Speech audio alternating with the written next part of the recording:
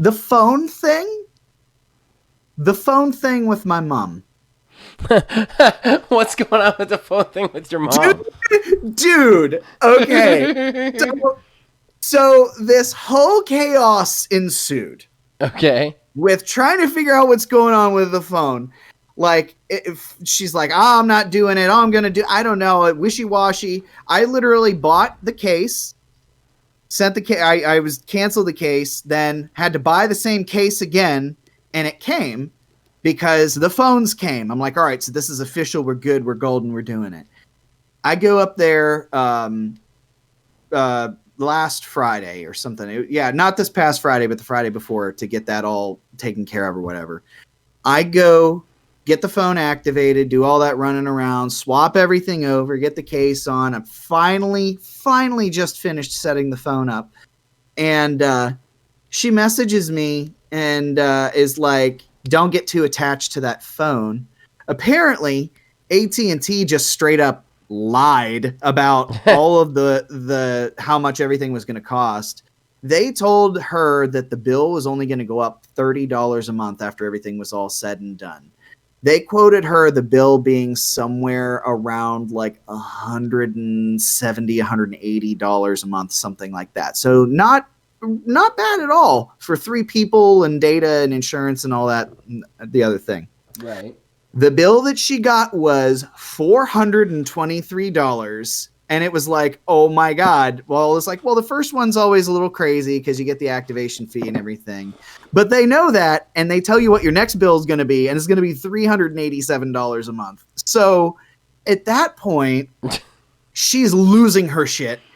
And I'm losing my shit because the last I had heard, my phone that is already bought and paid for was supposed to be sent to AT&T as part of this upgrade for my phone that I had.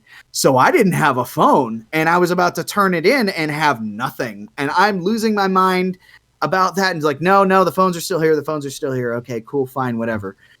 So it's like, what? We just jump back up there, swap everything back over. It's all fine and good. Great. Okay, fine, whatever.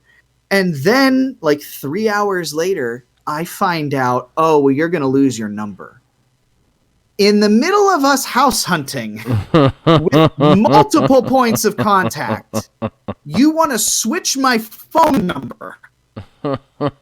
Oh my God, dude, I was losing my mind. So then it was last Tuesday, we had 3 house showings that day, and then turned around and had to cancel our Tuesday night tabletop game that we always do, right. Fly up there and fight with T-Mobile for a good 2 hours to get everything all swapped around. Thank God it's all back and I have my old phone. But never again. She was like, yes, yeah, never again. I'm not doing that again. Like, no. Listen to me. Feel me when I tell you never again.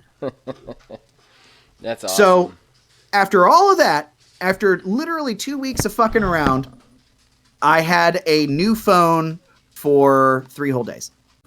Time to get your fix.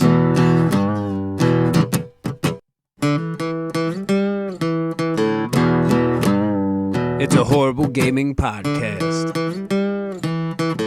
It's not good. It's not great. Horrible gaming podcast. It's not even what you would call fair. It's really not that good.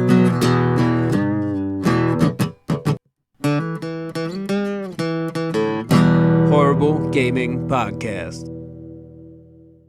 Hello, my name is Zachariah with Old Man Gaming. For whatever reason, you've decided to tune into another Horrible Gaming Podcast, but I am not alone. With me is Neil, a.k.a. a tiny wizard. And we are here. We're going to get into some gaming news and some just general Faffery. That's a good one. But before we do, let's get into the credits real quick. Just a couple of shout outs. First of all, if you're watching this on YouTube behind the fancy timestamps, you're going to see fancy original graphics. Those are provided by Mr. Mark Bell. We thank him for that. And as far as the theme song goes for this and all of the shows here at OMG, those are provided by the man who makes the music, Nick Van Sliders, and we thank him for that. Horrible Gaming Podcast. All right, so that brings us to our first segment, and probably our most favorite. That is called Fanteraction. That's where we, the co-hosts, talk to you guys, the fans. We read your comments everywhere we can find them, be it Discord, be it Facebook, be it Twitter, and be it the comment section below, which it usually is. And it's all Kev Too Tall this week, so let's get into it there, Neil. Alrighty. First, he said, he is always ignoring you, Neil. Don't believe him. In reference to me not ignoring you during the cold open. I'm sorry, what was that? I wasn't paying attention to you.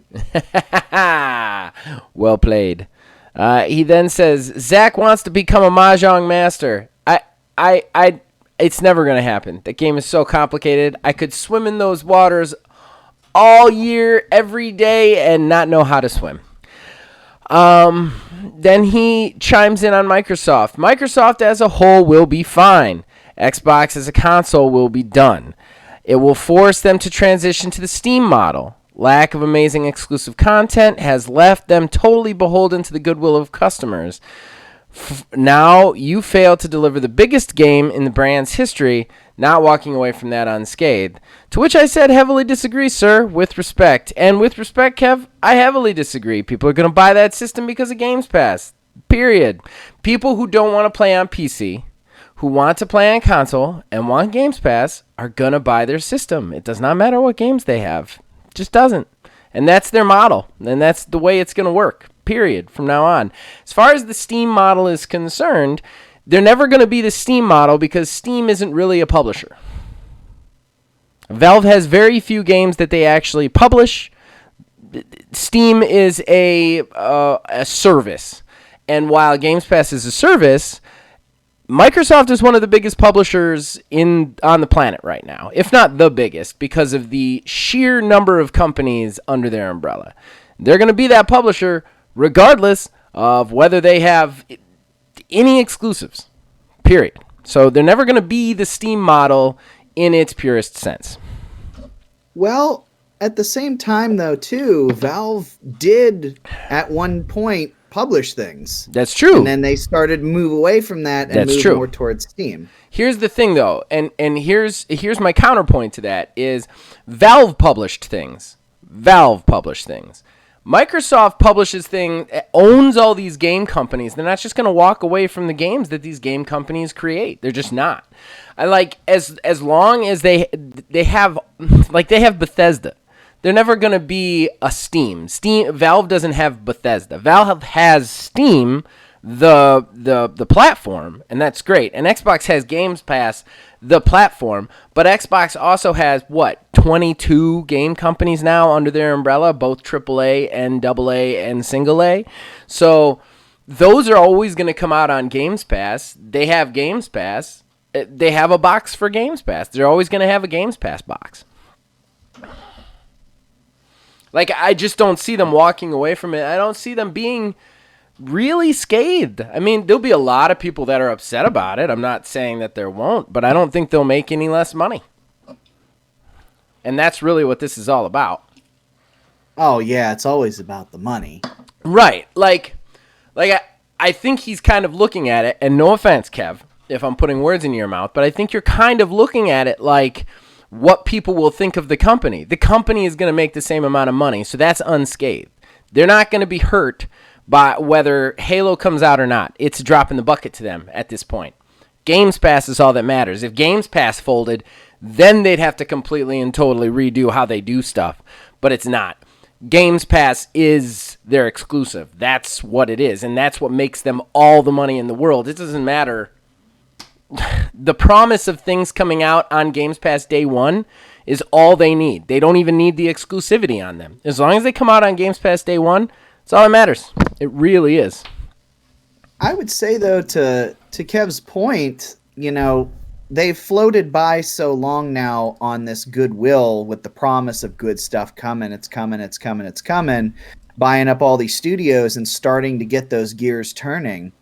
If one of their first moves, whenever they, have made all these acquisitions and everything, would be to kill one of their most popular IP, or at least do a complete reboot on it at this point, I mean, there might be some people who would appreciate the move. I'm all for rebooting stuff if it's not, Right, up to shitty. snuff. I mean, Metroid Prime 4, if that ever comes out, is a, if you pardon the pun,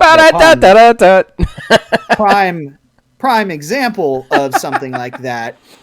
I love that you hit that before I was just teeing it up and you were ready to go. Sorry.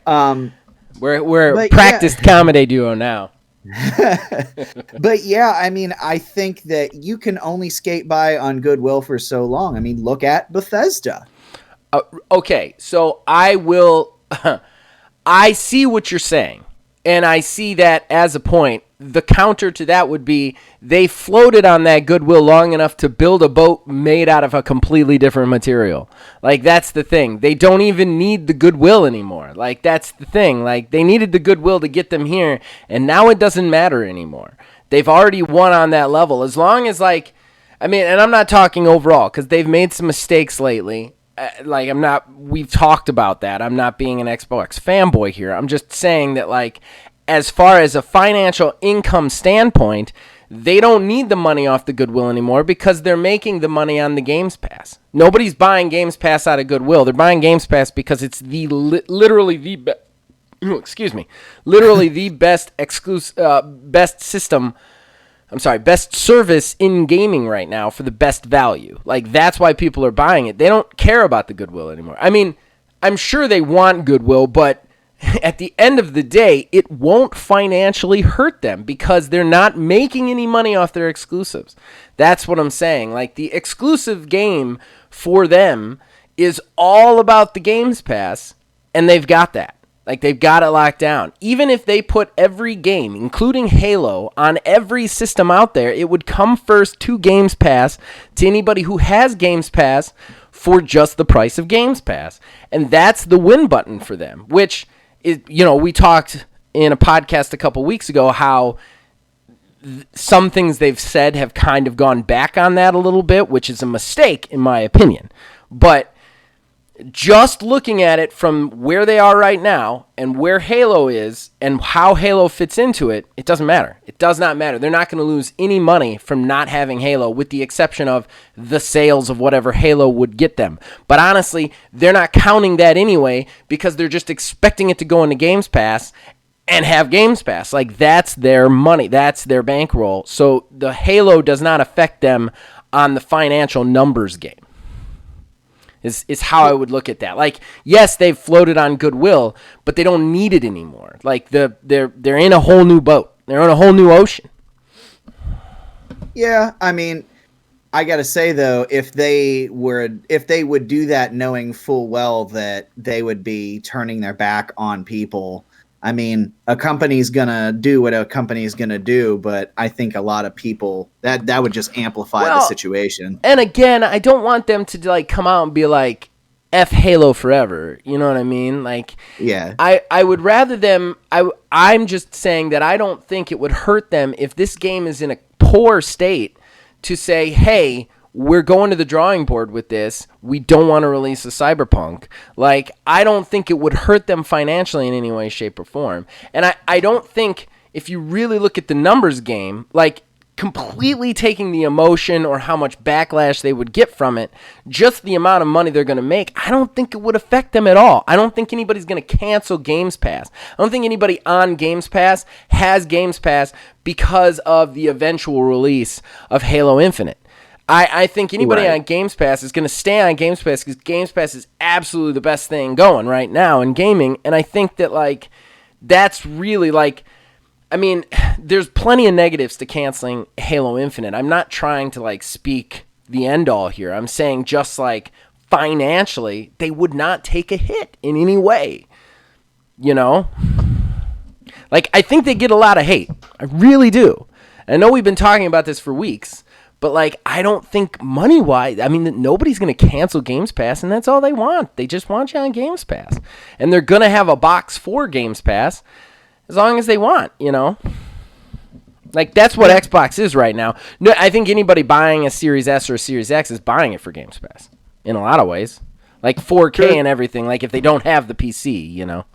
honestly, if you're buying a Series S, you're buying it for Game Pass.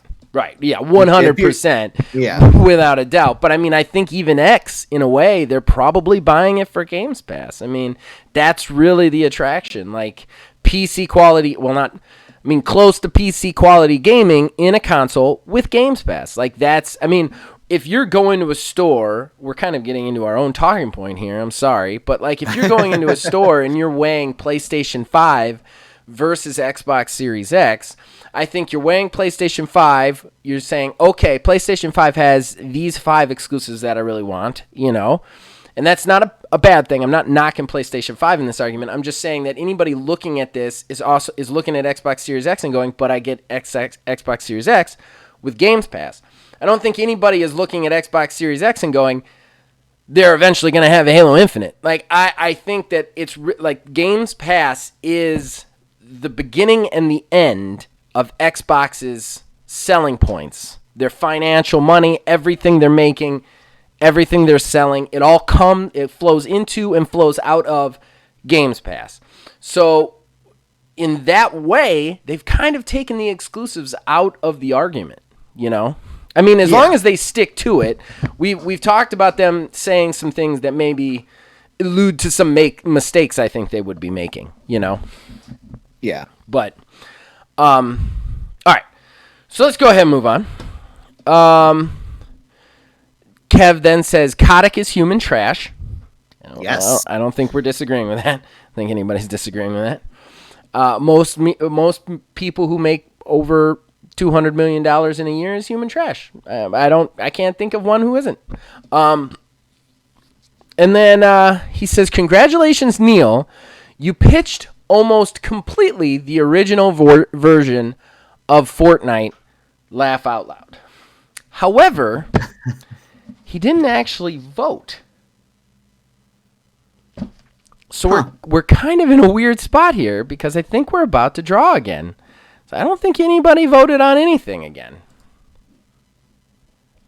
I don't know. He definitely commented on it, but he did not vote, and nobody else voted. So I think we're out of luck. I think we're gonna draw again, buddy.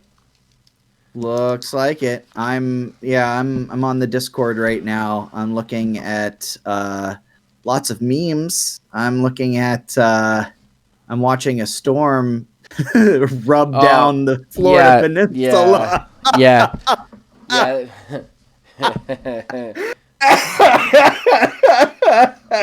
So we remain deadlocked at 13-13 for tonight's pitch. Yeah, I know. I'm glad you looked at the Discord. It's ridiculous. Oh God! It became all about weather and then sex weather, which was hysterical to me. But we have a good community, I think, personally. Yes, we do. And it's growing. We're up to 257 now. What? Yeah, we went up. We dropped 2 from my Monster Hunter video, but then we have gained I want to say like 4 or 5. So we're up to 257 now, and I mean, Philbilly's been killing it on the streams, and he's got some build videos up. We always see growth when he has build videos, even if they're theoretical build videos. But everything has been doing really good. Our last Prelude to Divorce had 44 views. Really? Yeah, I was really happy with that.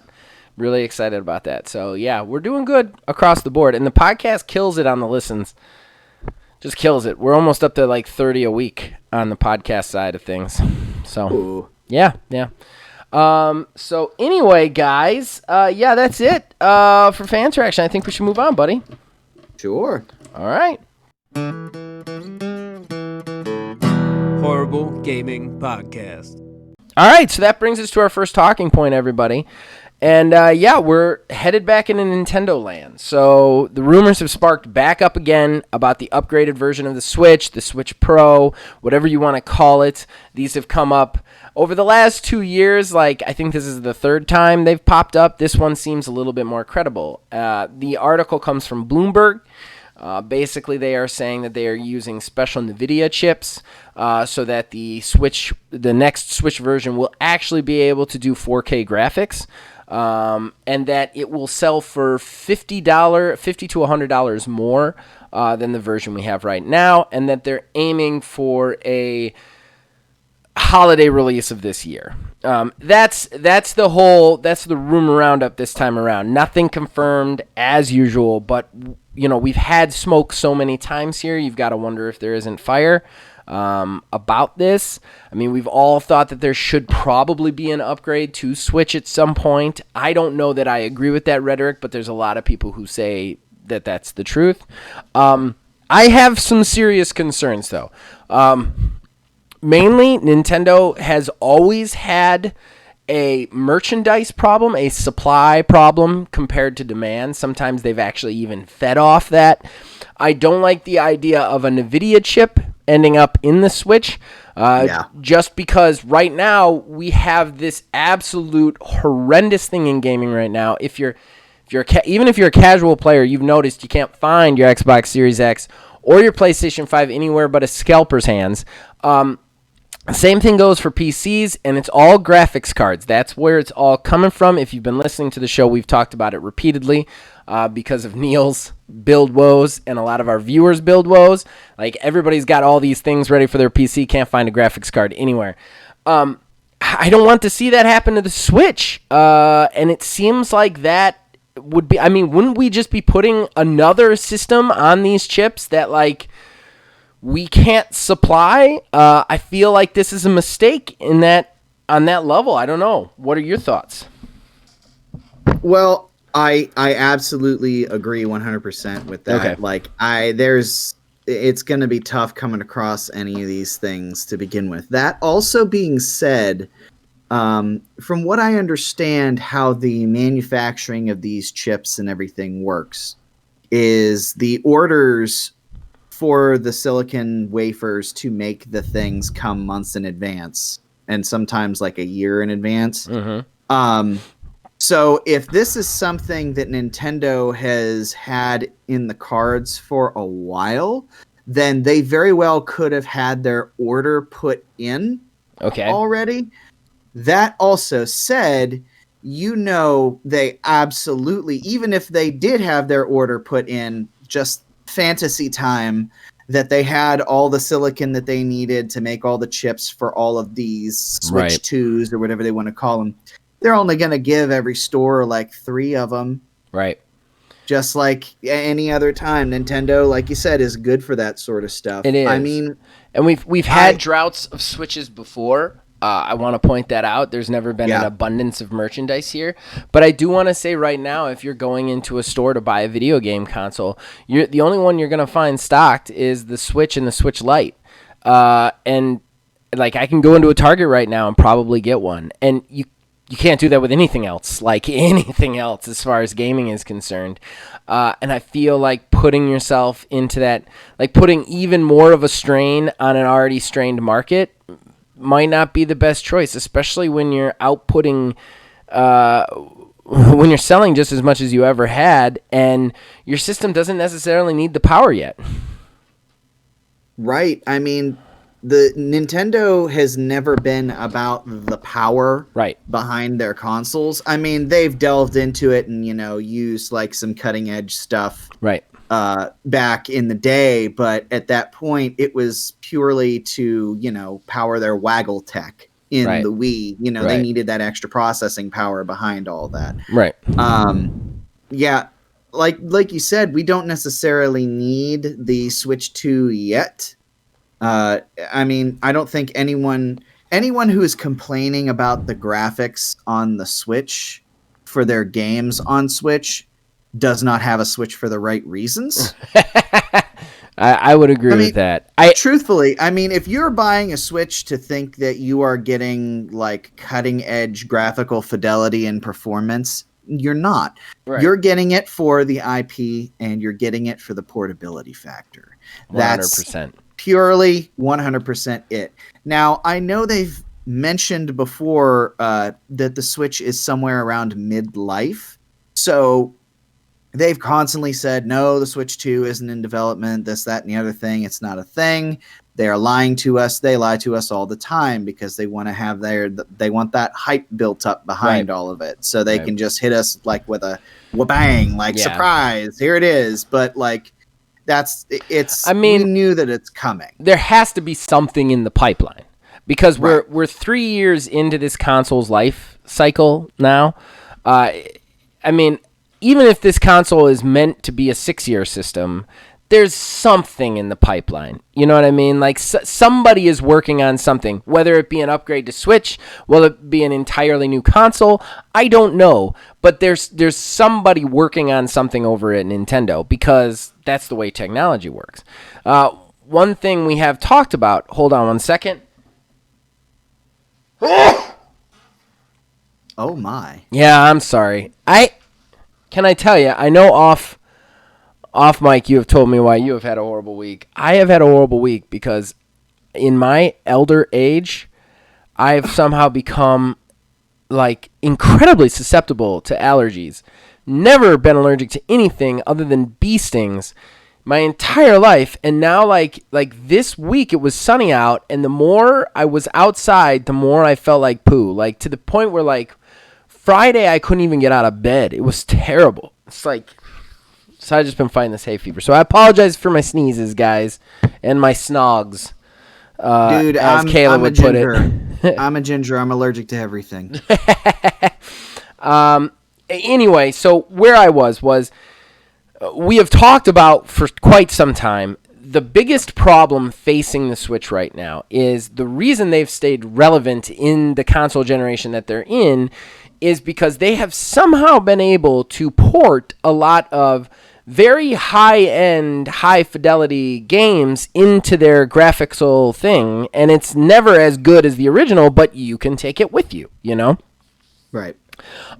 With that being, like, Witcher 3 and stuff like that, with that being said, they're facing that's their biggest wall, and has been for a while, in my opinion, which is in, like, 2 years, when they start coming out with these big, huge games for PlayStation 5 and Xbox Series X, Switch is not going to be able to continue to like downgrade these things.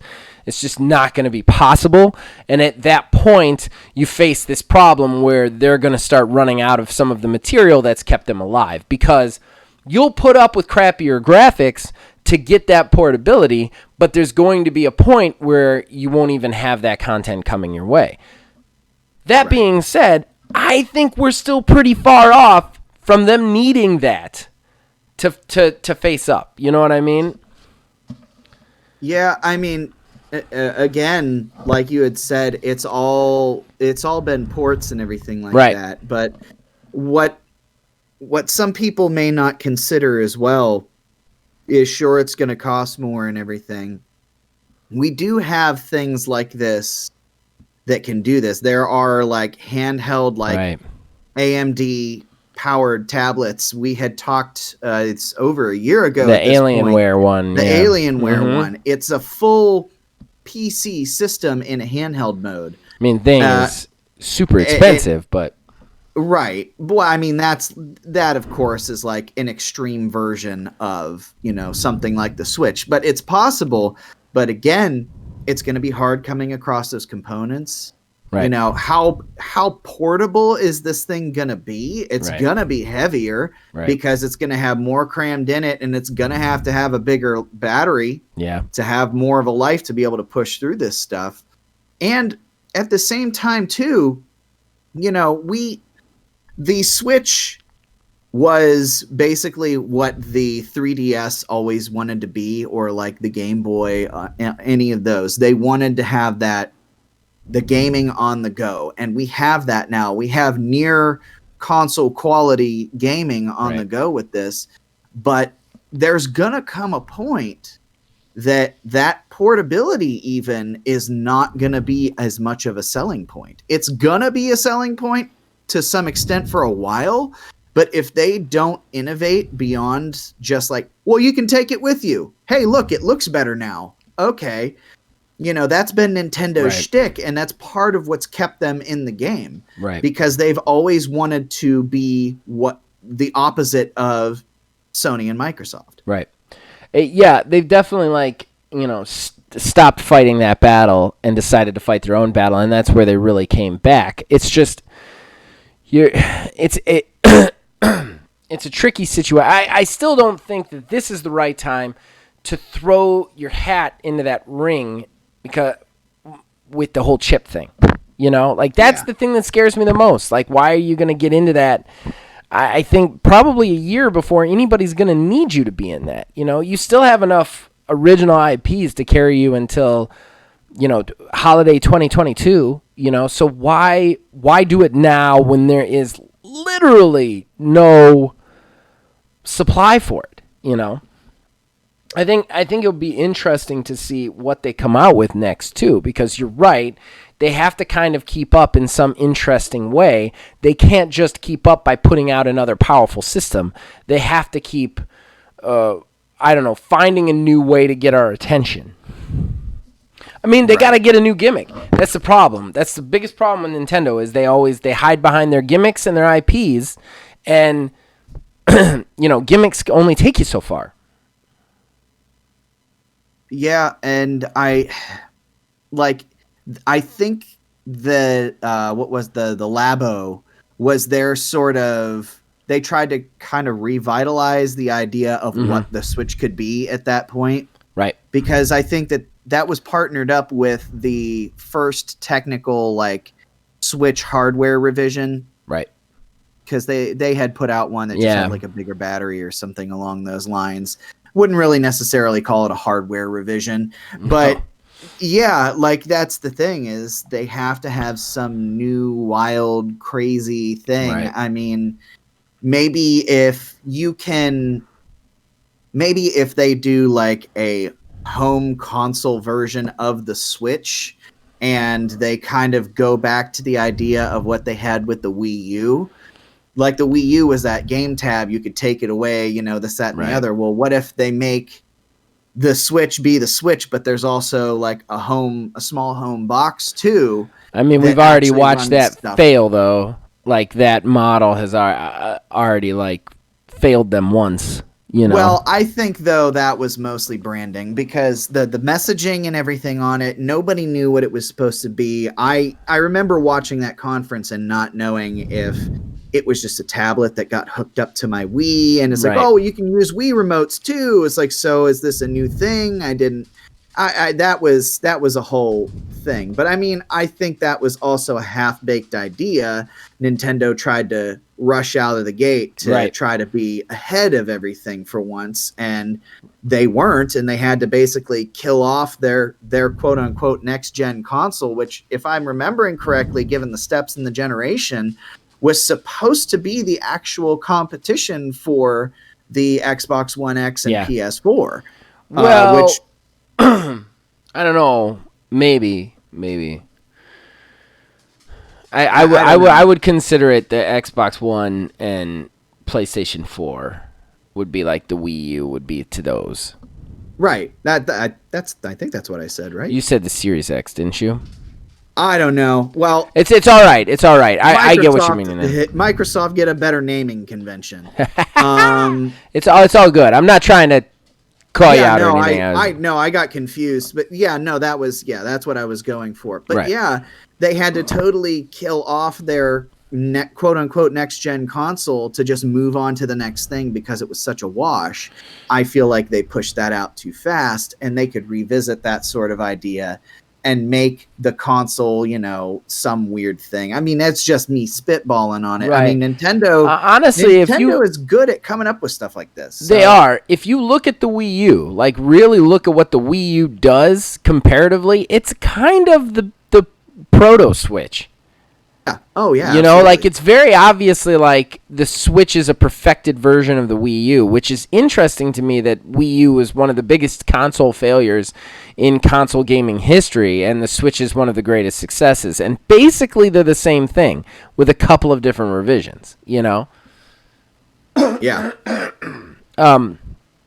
Still, I think that, some of this makes me nervous. Like, it puts me back into that mindset of we're back in the rush to get the Series X and the PlayStation 5 out without really thinking it through. And I feel like we're there again. Like, we're in that, like, oh, we got to get this Switch Pro out so that we can stay relevant. Whereas I feel like the Switch is still one of the most relevant things. It's still talked about. It still puts out games that are quality. Like, I mean, I don't like Nintendo. I'm not a Nintendo fan. Everybody knows that. But I think the Switch, on a whole, is one of the best consoles to come out in a few generations, just because of creativity and the way they've looked at how they put games out on it, you know? So, Yeah. I don't know. I'm kind of in a weird spot where I don't feel like it would make... Like, I know a lot of people have wanted a Switch Pro for a while. I don't feel like it's a good idea.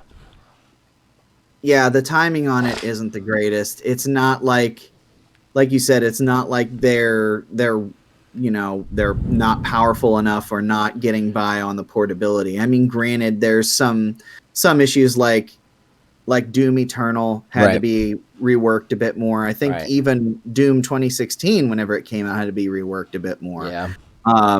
The Witcher, is not the best place to play. Or the Switch isn't the best place to play The Witcher 3, but but again, you can play it on an airplane, Exactly. Right. And that's the thing. That's the advertisement of it, really. Right. My thing is, too, the other thing that concerns me about a Switch Pro, and I don't know that they would do this, but Nintendo is not exactly known for backwards compatibility. In fact, they're quite the opposite. They have routinely done terrible things with backwards compatibility. They've also made you buy old games like 6 or 7 times over and over and over again. And while they seem to have a better handle on it here for the Switch, I'm very nervous that the next one will have some sort of cutoff, and I don't want that. I don't know about that. I think that they could do that very easily. They've been pretty good with backwards compatibility. I think they could do it really easily, but they have not been good with backwards compatibility. You've had to buy every game over again, with the exception of the Switch Online stuff that they added. Since Wii, you've had to buy everything over again. Well, not really, because the Wii can play GameCube games. The Wii U can play GameCube and Wii games. The Game Boy Advance can play regular Game Boy games, Game Boy Color games. The 3DS can play regular DS games. They've done a pretty good bit with the backwards compatibility. Granted, you can't play any Wii game on the Switch. Right. I got you there, champ. That's the kind of stuff that worries me. At that point, when I think of backwards compatibility, I personally think back just to the previous generation.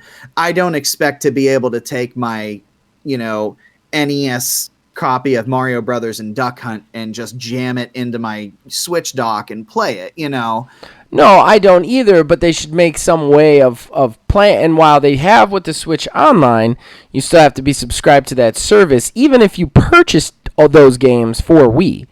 That's making you buy it again. Yeah, they've done that. Mario Kart Deluxe, you got to buy that again. Breath of the Wild was actually originally a Wii U game. You had to buy all those games over again. Well, yeah, you're changing mediums at that point. Now, if it was a digital version, I could see, maybe about that. I don't know, though. You're making such a huge leap between something like the Wii U. Like we just said, it's pretty much like the same thing, but those major differences. Going from the Wii U to the Switch is a pretty big jump. I would expect to have to buy that stuff again. I don't like to have to buy that stuff again, but at the same time, I still have all my consoles. I am just saying I would be very concerned that there would be some sort of cutoff between the two systems. And I hope there wouldn't be. I definitely see that there is systems in place that would counter that. I just hope that they wouldn't do some shady stuff to this. We are also talking about the company that is killing games on March 31st for no apparent reason other than to wait and make more money on them later. A company that sells cardboard to kids, Nintendo is not exactly known for great business practices, and if they have a chance to make you pay for something again, they're going to. Right. Yeah, I'm not saying that everything has to be backwards compatible. I don't want that. If you're releasing a Switch Pro, I don't want to see any cutoff. Is all I'm saying. I don't want to blow this issue out into a thing. I feel like we're getting deep on it. I'm just saying, if they're gonna make a Switch Pro, I want to see complete and total compatibility between the two systems across the board. Yeah, and I would assume that they would too, because I think that they would have a lot of people asking, well, why not? Well, and I hope that's true. Again, there's a lot of people asking why not on the Mario stuff right now. There's a lot of people asking why not. Right. You know what I mean? Like, Nintendo does some shady shit. We're not giving them a pass at all. I feel like, yeah, it's logical for them to release everything across the board. I still wouldn't put it past them to pull some stuff with that. I don't know what it would be, but it makes me nervous. Right. In any case, I don't know. I think we've covered this. What do you think? Yeah, I think so. All right. Well, let's go ahead and move on to our next talking point. All right. Horrible Gaming Podcast. All right, so that brings us to our second talking point. And this one is interesting. It is rumored. I didn't hear any confirmation about this. Correct me if I'm wrong, Neil. But it is rumored that Xbox is looking to purchase Discord as a whole. Discord, the chat service, independent game chat service, at some point this year. I have some thoughts on this, but I want to hear yours first. Well, I may be wrong on this, but I believe I read that it was actually Discord that approached Microsoft first. Interesting. Yeah. So I think this is good. I mean, ooh, okay. I think this is kind of good. I mean, it could go either way, but I think it's Discord could take over Microsoft's chat service, their voice chat service that they have through Xbox, be it on the Xbox stuff for PC or on actual on consoles and stuff. And I think that it would make, jumping into parties and chatting with people a lot easier for a lot of people, on top of using the noise canceling tech that Discord uses for their voice chat. I think that it'd be all right. I mean, of course, anytime a big company buys something, there's always, the squinting eyes looking and seeing, what it is, what are you guys really up to? Right. But I don't know. I think this is overall, I think it'd be a good thing. From what I understand too, it's something that may happen soon. Yeah. Okay. So, good thing for me is defined as a couple of things. I think this would be a good thing for Microsoft and Xbox as a whole. I'm going to say that. I think that this fits into Microsoft's kind of strategy, which is putting themselves on other consoles and other platforms in any way they can. And if you buy Discord is something that almost every gamer uses to chat. Even PlayStation people use it to chat across, when you're cross-playing and you don't have a good voice chat system for cross-playing, you use Discord. That's what you use. If I want to play a game cross-play from Xbox to PlayStation, I'm probably going to use Discord. The PlayStation chat is not great, and even the Xbox Live's chat isn't the best. So you use Discord. And this is coming from a guy who plays a lot of cross-platform stuff, the Call of Duty stuff when we're on stream, that kind of stuff. We use Discord for a lot of stuff on this channel, a lot, especially since we've all kind of switched to PC stuff. That being said, I don't think it's good for gaming, and I don't like the idea of, and I mean, anybody who thinks I'm a Microsoft fanboy can use this as evidence against. I don't think it's good that Microsoft would control Discord. I don't like the idea of a big name console company like that being in charge of a universal communication system that every gamer uses. I mean, I think that Microsoft is a little bit forward thinking on the exclusivity versus crossplay kind of debate? Yes, I think they're a little bit more open to that decision. Still, Discord is a universal meeting place. On our Discord community, Old Man Gaming Discord, you can find the link in the description below. We have players from PC, Xbox, Switch, PlayStation, the whole gambit. We run the whole gambit of players in there. I don't like the idea of Microsoft being in charge of that anymore. I also feel like that would kind of stave off some people who are a little bit more PlayStation diehards or Nintendo diehards. I don't know. I can't really point my finger to the exact thing that would be the problem. I can't point my finger to the thing that they would do that would hurt it. You know what I mean? But there's just something about the idea of having this neutral space for all gamers to go to talk and communicate suddenly controlled by one of the big platforms. That does not make me happy as a whole. I mean, it's important to think about what part of Microsoft too, because Microsoft has its divisions. Yeah. And Microsoft owns, I think they own Skype. So like, yeah, Microsoft owns Skype, but it's like Microsoft, not Xbox. And some clarification that we would need on this deal is it Microsoft that owns Discord, right, or is it Phil Spencer? Xbox. Right. Yeah. So, I mean, I think there's a line to be drawn there.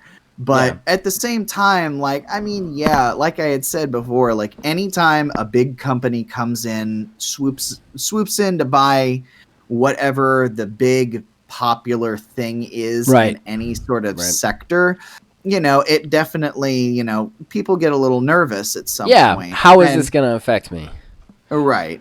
And I don't think there's going to be a lot of stuff on the surface immediately. I'm thinking more so of Discord integration into Xbox. I like directly on the console. That'd be great. That'd be great. I don't disagree with that at all. That would be great for Xbox.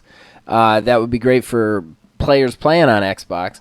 I don't necessarily think that'd be great for PlayStation people. And I think that would be a serious hinder to PlayStation people getting Discord integration. You know, I personally, I think Discord integration should be on every console. I think it's just absolutely the best system for gamers communicating. But I think one of the things that I love about that is the fact that it is a neutral, universal space. And I think the minute Microsoft or Xbox, regardless of who's in charge of it, owns it, Sony's going to want nothing to do with it. And because of that, I don't know, I mean, I guess I'm just kind of talking through this now, but that roadblock in itself gives me pause to be excited about this. And again, I think you're 100% right. I'm not disagreeing with your points. I think you're 100% right that this is good for Microsoft, and it's good for, like if Discord comes to Microsoft and says, hey, you want to buy us? Microsoft is absolutely dumb to not buy them. And Microsoft would get so much out of that deal. That being said, as a gamer, there's just something about it that rubs me the wrong way. There's enough about it that I'm like, this is going to put a damper on Discord, like on its ability to like be that neutral space for everybody. Yeah, but at the same time, though, I would also say, with your example about Sony like not wanting anything to do with Discord, you know, that at that point, though, is a Sony problem and a Sony decision. And I think that decision would be held against them. I don't think that would necessarily have anything to do with Microsoft's actions in buying it. That would just be Sony just being Sony to Sony, you know? So, I mean, yeah, sure, that the end result could still be the same. but I don't think that the ball would be in Microsoft's court in that decision more so than it would be in Sony. Because like you had said, Microsoft wants to be everywhere. If they own Discord and they're like, hey, let's do Discord integration on, PlayStation platforms, you're just like, nah, we don't want to do it. It's like, well, okay. And then the world would see that Sony said no. Okay. The world would see that Sony said no, but Sony hasn't had a problem with that because they say no to a lot of stuff that makes a lot of people unhappy. The thing is don't get me wrong, I don't think Sony's right by saying no. I think they would look terrible, but I want them more amenable to saying yes, and they're not going to be if that X is stamped next to that Discord. And that's what I'm saying. Like, I'm not necessarily saying Sony would be in the right. They wouldn't be. I'm saying that, like, if we're going to get it on Sony, it's not going to happen under Microsoft. You know what I mean? Like, right. Same with, like, Nintendo and Switch. Whereas right now, they're a neutral third party. It's much more feasible that Discord itself could go to Sony and be like, hey, could we work out some sort of integration with you guys? And Sony would be more open to that idea than if Phil Spencer owns it and is like, hey, you want our Discord to be on it? No, thank you. Like, I feel like, and again, that's not the right reasons. You know what I mean? Like, all right. But even though it's not the right reasons, there's still, like, the minute that flag is put up on Discord, certain avenues will be restricted to them. And I don't like that. I like the fact that Discord is everything right now. And I don't necessarily want there to be that flag on them. Right. I don't know. Like I said, I don't think you're wrong. I really don't think you're wrong on anything. You've made perfect points. You're absolutely right. It's just I don't want that space to be occupied by a power. It would be like if a company bought a park and they kept it a park, but they still own the park. There's something weird about that. You know what I mean? Right. Like, I don't want the company to own the park. I just want the park to be the park. Like, and I feel like that's kind of where we're at with this whole Discord deal. And it's just rubbing me the wrong way. I don't like the blocks that we can get. I mean, to your point though, it would be absolutely amazing to have integration like that on Xbox console.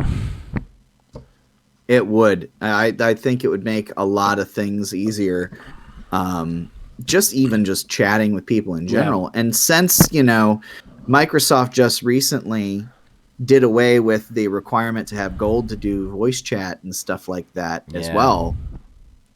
Yeah, you're ruining one of my odds and ends. But yeah, they did. They got rid of the gold requirement for that and free-to-play games. Yeah. So that's completely free now, whether you have gold or not, which is awesome. That's the way it should be. And I think Discord fits right into that.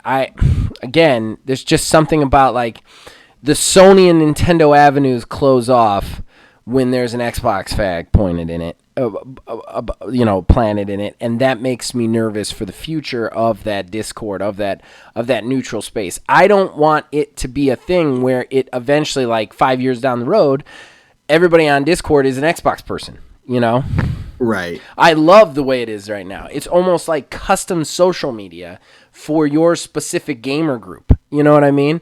Like, that's how I feel. It's like your own Facebook for you and your people, And I love that. I love that idea. I love the way it works. But I feel like I don't want to see in 5 years it's like just for the Xbox people, And then there's another one for PlayStation. I don't want that. I want that universal space. I like that. Yeah. So, I don't know. I guess we've covered this. Do you have anything to add to it?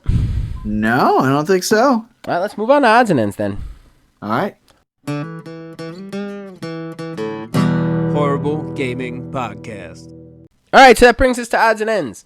Odds and ends is the segment of the show where we like to collect smaller news stories, maybe not worth an entire talking point, just something worth it that we think you guys should know about, that we want to make a couple of quick comments about, even though this segment usually ends up longer than any of the others. So I've got 3. You've got 2, right, Neil? Yep. So I guess I should go first on this one. Alrighty. All right, so we'll start with a weird one since we were just talking about Xbox. We'll just segue off that last talking point. Xbox is rebranding Xbox Live. They're no longer going to be called Xbox Live. They're going to be called the Xbox Network. I don't know. That's it. That's the news. I don't understand the point of changing it. Does it make sense to you? Not one. Like, why rebrand it? I don't understand. Yeah, I don't know. I mean, it's maybe it sounds more professional if that's what they're trying to go for, but like I don't know. I see no benefit in changing the name at all. Yeah, I don't. I actually only see downside because you've got to put that on everything now instead of Live. Whereas you already have the like graphics and the cards and everything else that already you print out that says Live, you know? Right. So now you've got to change literally all of that, which is going to cost tens of thousands of dollars. And it's like, why? Why change it? Live's fine. Who's got a problem with Live? You know what I mean? Like, I don't know. It's very strange to me. But that was my first one. You're up. All right. Well, in my long-running series of how to get Google Stadia for free, it's back. It's back. Took a hiatus. We have an update. Google is going to give you the Stadia Premier hardware set for free if you buy Resident Evil Village on Google Stadia. Please. Why? Please buy my system. Why is it not dead yet?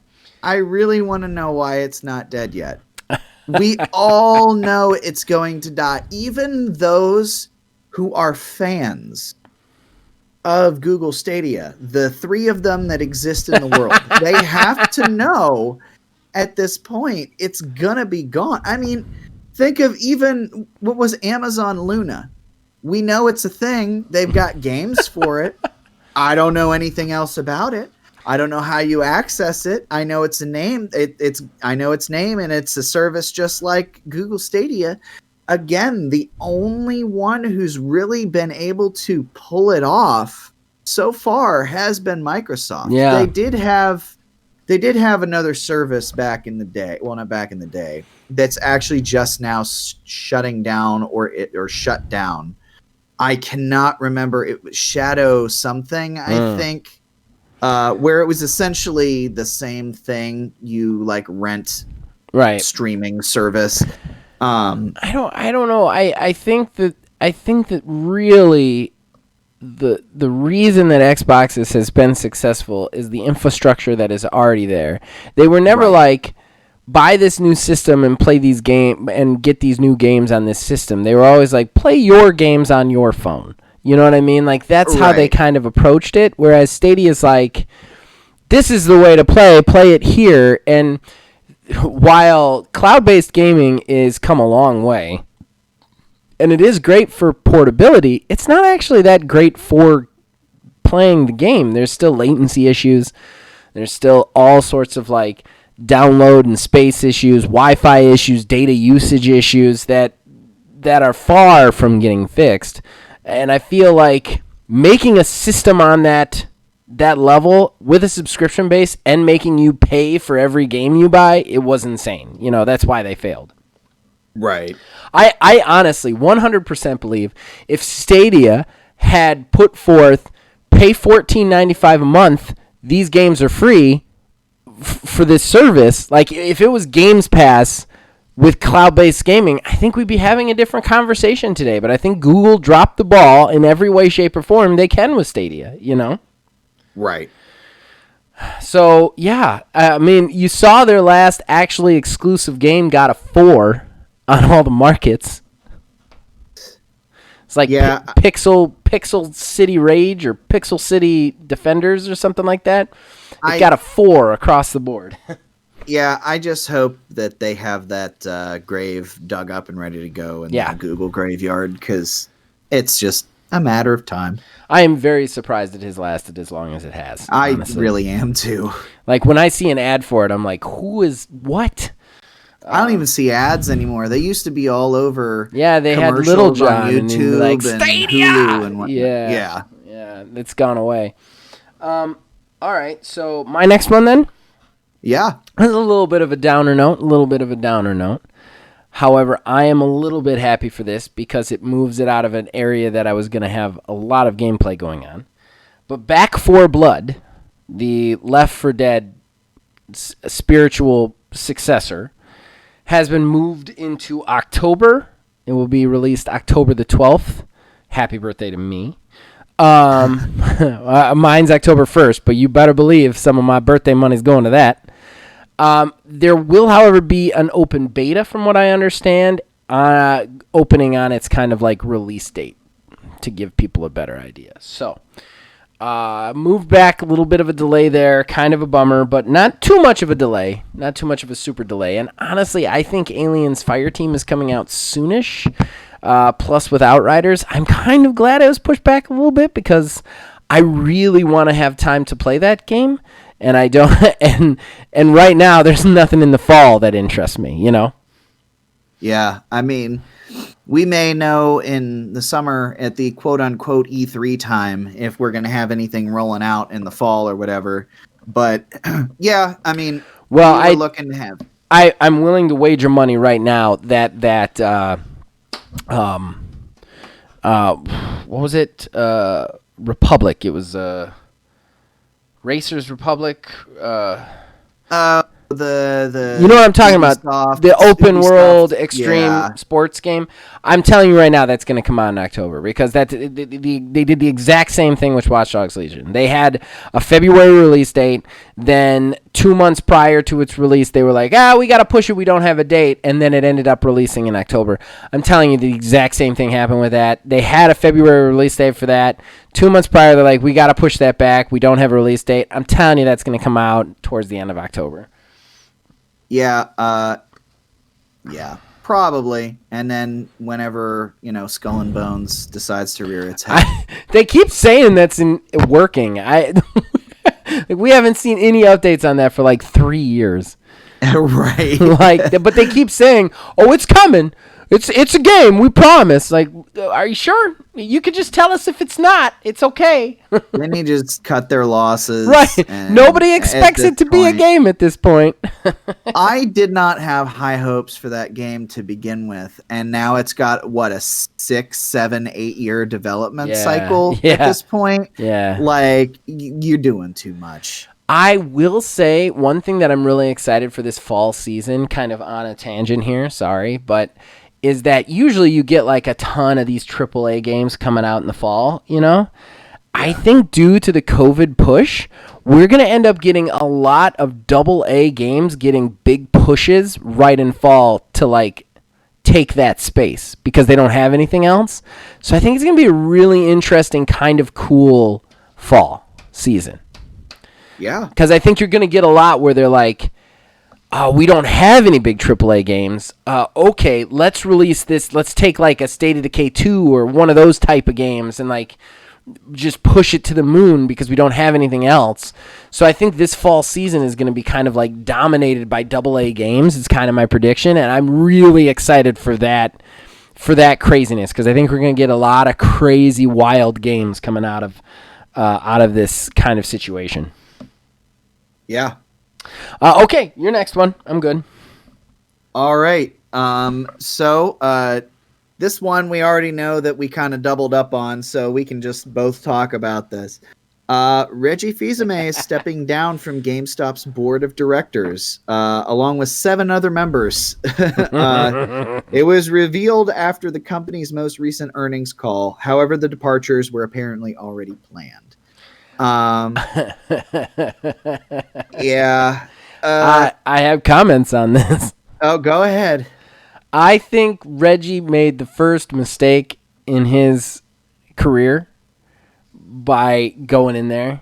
He's like, you know what? I helped Nintendo come back from Wii U. I can do anything. And then he walked into that trash fire and like, what the fuck was I thinking? Oh, I can't do anything for you people. You're insane. I think that's what happens. I think Reggie was coming off a real big win with Nintendo. He was like, you know what? I'm going to go in there and get another big shot, big company twist around. I think he walked in the door and he was like, I have made a terrible mistake. I'm going to walk away from this as soon as humanly fucking possible. And that's what I think. I mean, and more power to him for trying, but I think that, like, the minute he walked in, it was like, I got to get out of here, you know? Yeah, I mean, it's too bad, too, because, like, I thought, like, Reggie being there, like, that was the ray of hope. Like, he was going to come in and Nintendo-fy everything. It's just like, oh, GameStop's just like the place where everybody gathers around and sunshine and rainbows, and we like video games, and so do you, and we're all friends here, and, like, nah. I mean, I could really put on a tinfoil hat about Reggie and say that that the whole plan was to get in there, somehow work the Reddit thing, and then get out with a ton of money. I mean, that would paint him in a not so colorful light. Everybody likes him to be in a colorful light, but I could totally be him being the like, all right, here's what I'm going to do. I'm going to jump on a GameStop. I got some buddies on, you know, the Reddit. Wall Street bets. Yeah, Wall Street bets. I know them. I've been in the business forever, so we'll get on the Reddit. We'll get him to turn it around. I'm going to make a ton of money, and then I'm going to walk away. Like, I could totally see that being like in like 10 years, we're going to get like a heist movie about it. You know, like you'll have the music playing in the background, like, here's the plan, do, and it's got to like collect all the Wall Street bet guys. Like, just saying. Ugh. Yeah, but I don't know. Yeah, GameStop. I don't know. They're chugging along. They're chugging along. They're not dead yet. Let's put it that way. We're on a GameStop subject, and we're a little bit ahead of time. So I want to share a little thing, if you don't mind. That's not really gaming, but has to do with GameStop. So I watch professional wrestling. Anybody who knows me knows I do. I mean, hell, we put together a show out of the video game because I love professional wrestling so much.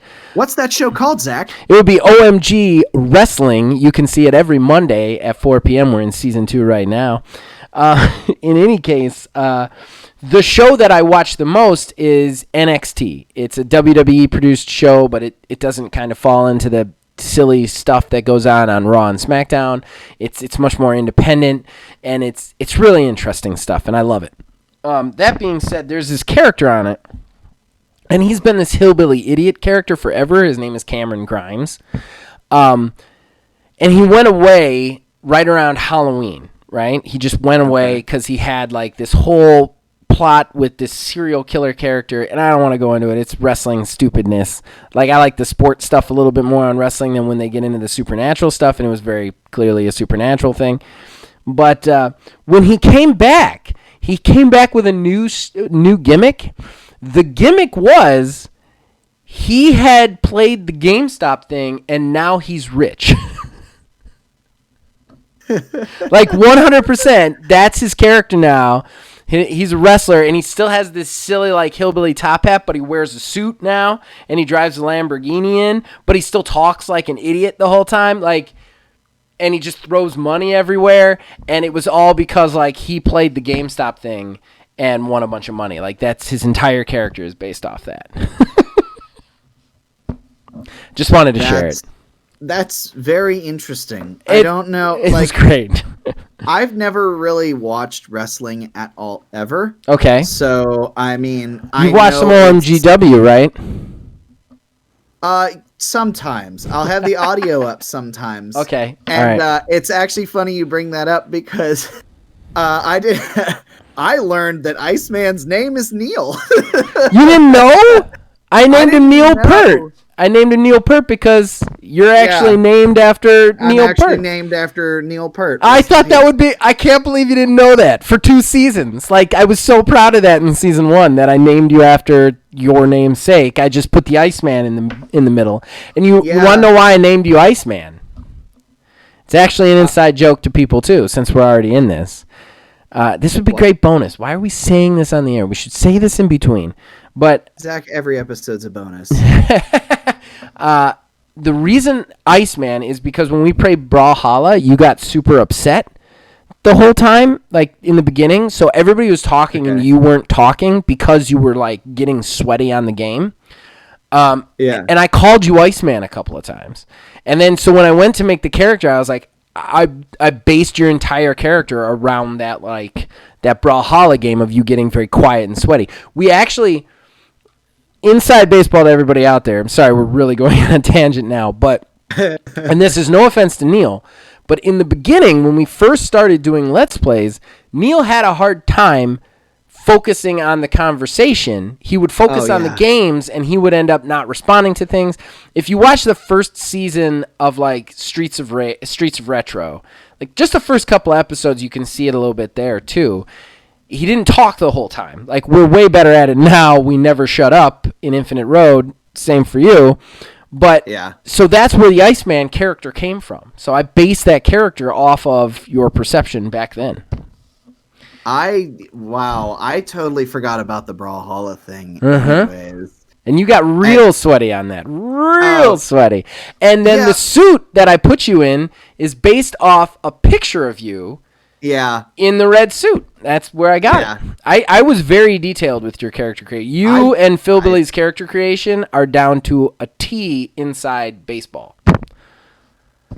Philbilly looks like Philbilly. Like, even in the... Like, you guys actually look like you guys in real life. Yeah, just more muscly. That's it. I noticed that, too. It's crazy, too, that you bring up, like, the old stuff. The old ancient stuff. Yeah. It's, like, literally, like, thinking back on it, that's, like, 2 years old now. Yep. Yeah, we've been doing this for a while. 2 years old. Oh, my goodness. We've been doing this for a while. Yep. And even Logan... His suit is because his first OMFD, when we were doing those videos, he just decided to wear a suit to it for no reason. So I was like, okay, I'm going to base a character off that. And actually, when we were handing out in one of our podcasts, when I was like handing out like joke job titles, he just called VP. He was like, I get VP. So I was like, okay. So that was where his character came from. Very interesting. Yeah, dude. I try. I put a lot of work into him. But so I've got one more. And I actually just remembered I have another one too. Oh, so goddamn! Now we're late. We're late. We always do it. We always find a way. Jonathan Warner has left Bioware. He was the game director on Anthem. And many other games before that. And while everything he said on Twitter made it seem very amicable, I have a serious theory that, this is maybe 3 weeks after they decided to put a kibosh on Anthem Next, and I think he wasn't too happy about it. I think he thought Anthem Next was a thing. I think EA was using them to kind of shadowgate their lack of content, and then they put a kibosh on it, and I don't think he's happy about how that ended. I think he wanted a second try with that, and because of that, he's walking away.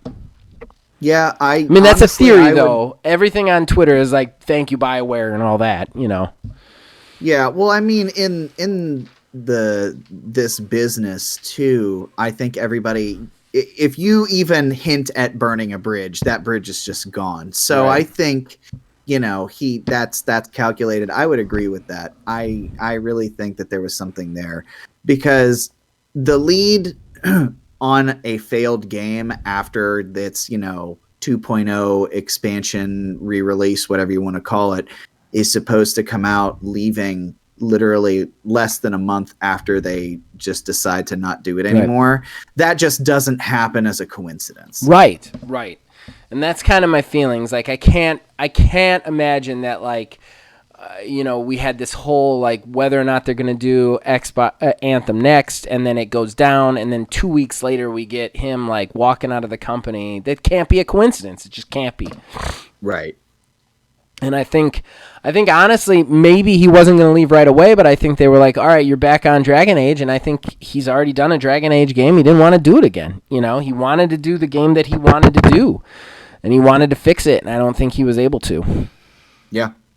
So, all right, that's my last odds and end. You said you had one more, so that we can be super late. Yeah, there's just one more, and I'm going to assume that you've actually heard about this one, but there's kind of a track getting here. So I just randomly started watching this this YouTube channel called Slope's Game Room.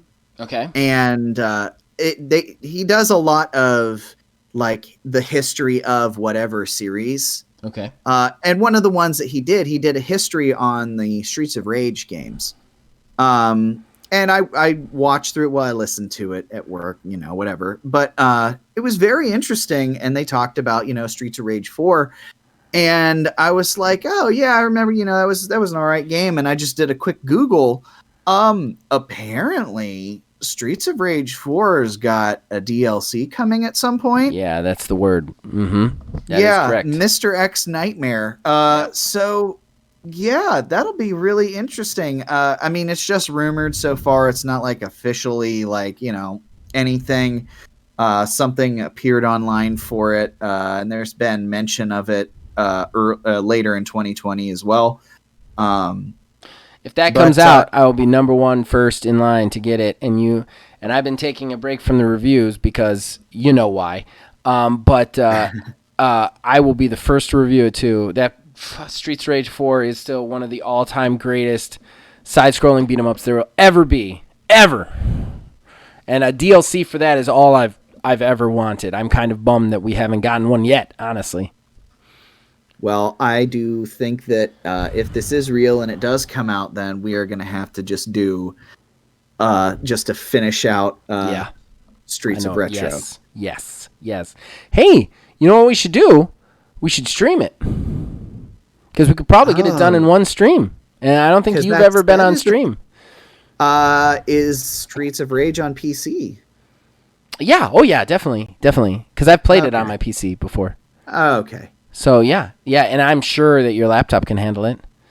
I would assume. So, we should totally stream it. Because, honestly, the whole of the first game was what? Was like 5 hours tops, not even. I bet you that DLC ain't even going to be 2. We could probably get the whole thing done together in one go on one stream. Probably. That'd be sweet. All right. Yes. We got to move to Horrible Arena, buddy. All right. Horrible Gaming Podcast. All right, so that brings us to the end of the show, the main event, the moment you've all been waiting for, the Horrible Arena. What is the Horrible Arena? If you have never watched or listened, well, please watch or listen more. But it is a pitch contest in which myself and Neil will pitch you guys the game. We pitch this based on pre-existing criteria that we take turns picking unless we have a guest, in which case the guest picks. However, there was no guest last week, so I had the choice to pick, and I picked a special re-pitch round. We have to pick one of each other's previous pitches and re-pitch it in the way that we would want to see the game made. Now, with that being said, we're going to pitch you guys the developer of the game. We're going to pitch you guys the title of the game. We're going to pitch you the elevator pitch itself, and then you guys will get to go to all the places and decide which one you would spend your hard-earned money on if you had to choose. Now, the quantum coin has been tossed. Neil has first go, so take it away, Neil. All right, so my game is going to be Ghostlight Realty. However, it will be Luigi's Mansion 4.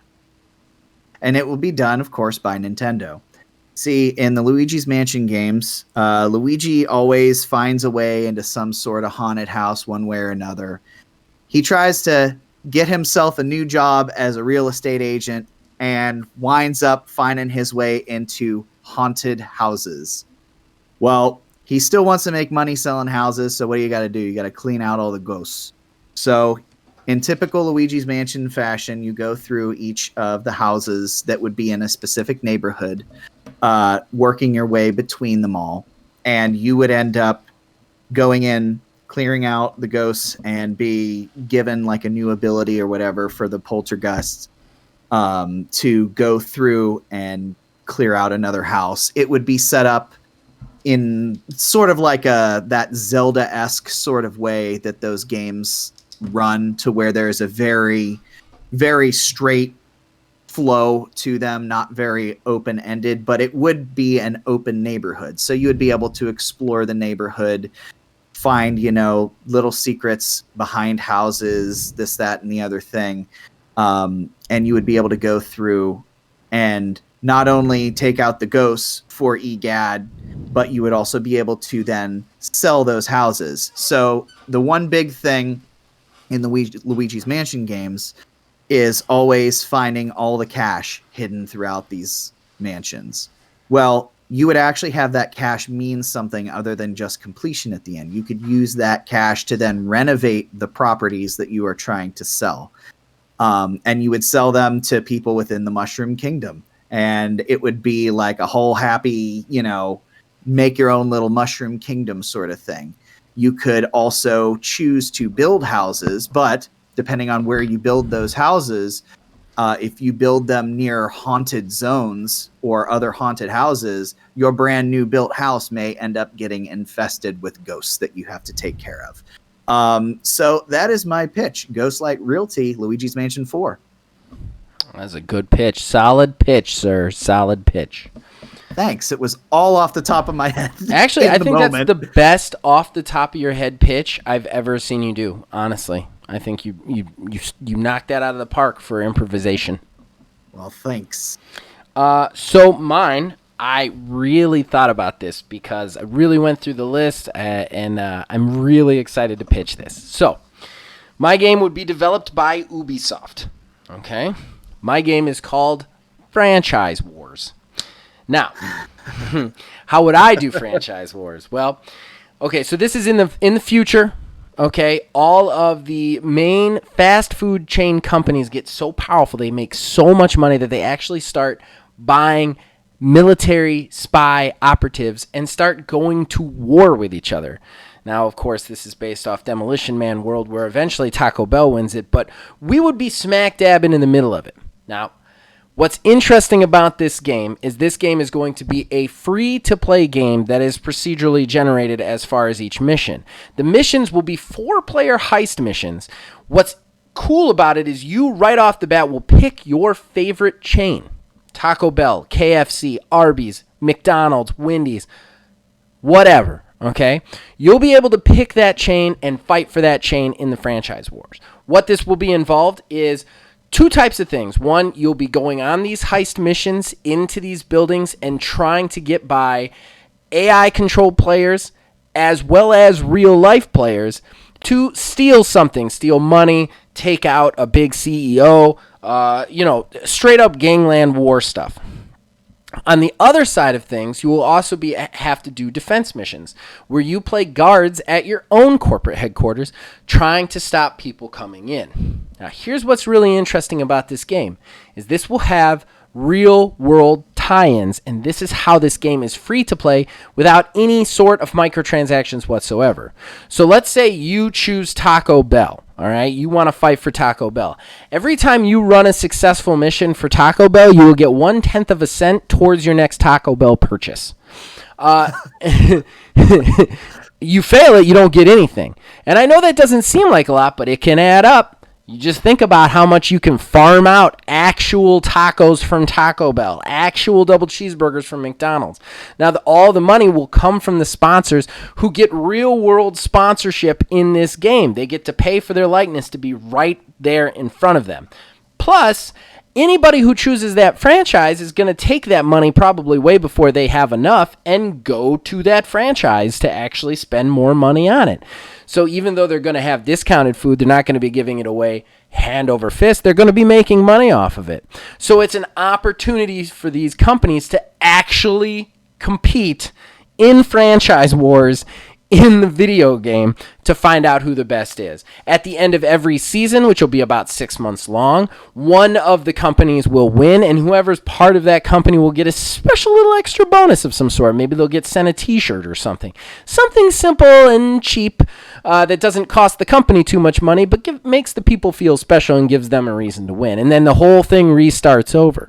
As you win battles for your franchise, as you take more stuff for your franchise, you actually make them money. So it's actually a simulation of what the franchise wars would be. The only people who can do a third-person action game like that is Ubisoft. So there you go. That's my pitch. Franchise wars.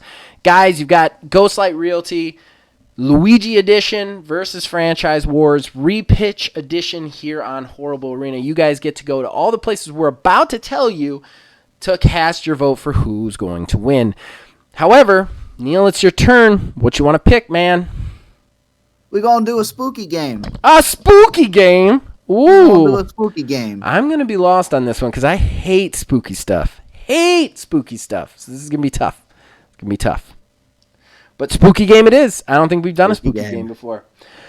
All right, so we'll be right back with the plugs. Horrible Gaming Podcast. All right, so that brings us to the end of the show and the shameless self-promotion that comes with it. Neil, anything special you want to plug today? All right, well, we have Halo Infinite Road. We are about to hear, I believe, next week, going to record the last episodes of this season. So, you know that what that means? That means that we get to shoot each other in Halo Infinite War. Yeah, so that's going to be coming up, and that is something that you and I are going to talk about real quick after we get done with this here. Definitely. So we will have information shortly. Yeah, we got to definitely try and schedule that as soon as possible. I've actually been thinking about it, though. I don't know if this week is the right move, but we'll talk about that off air. Okay. Nonetheless, we will be shooting Halo Infinite War soon. That'll probably Halo Infinite War 2 will probably mostly be alongside Halo Infinite Road Season 3 just because of our lateness to it, but we're going to play it. It's going to be a lot of fun. As far as me, I don't have a whole lot to plug. I have taken a small break from the horrible reviews and anything that's overtly negative, not because I'm afraid, just because I don't want to deal with it right now. But I'll get back into that soon. Also, there's not a ton of games that are super pulling me in. I was going to re-review Marvel's Avengers. You know, spoiler alert, it still sucks. I don't know if I can bring myself to play it anymore. But you'll definitely get a review for Outriders. And then, of course, I'm going to plug it until the season ends. Please, please, please watch OMG Wrestling.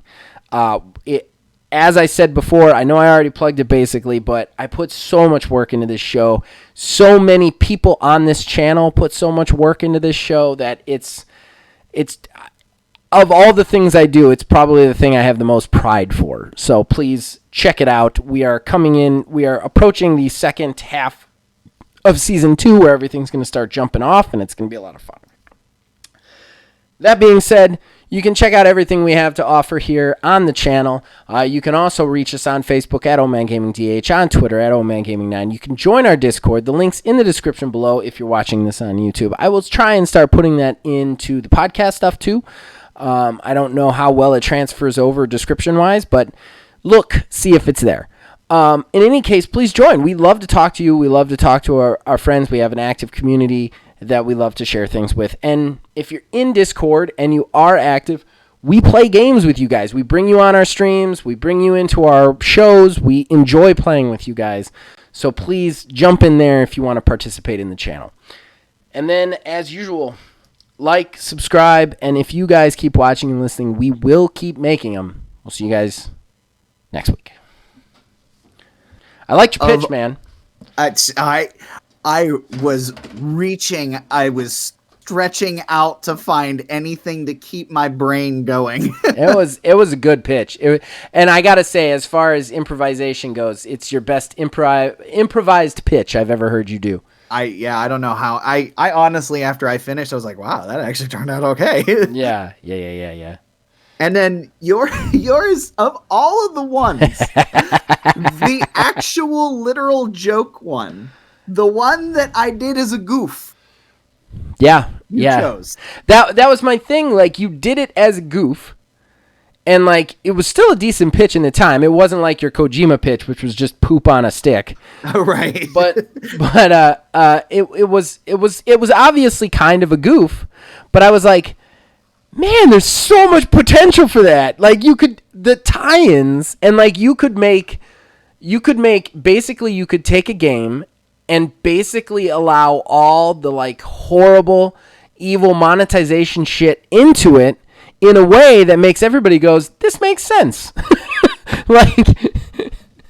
And what's great is at a 1/10 of a cent per mission, all you have to do is play 10 missions and you get a free taco at Taco Bell. Well, a tenth of a cent would be. I know what I said. I know the math. What I said. I know the math. Don't you question me on the math.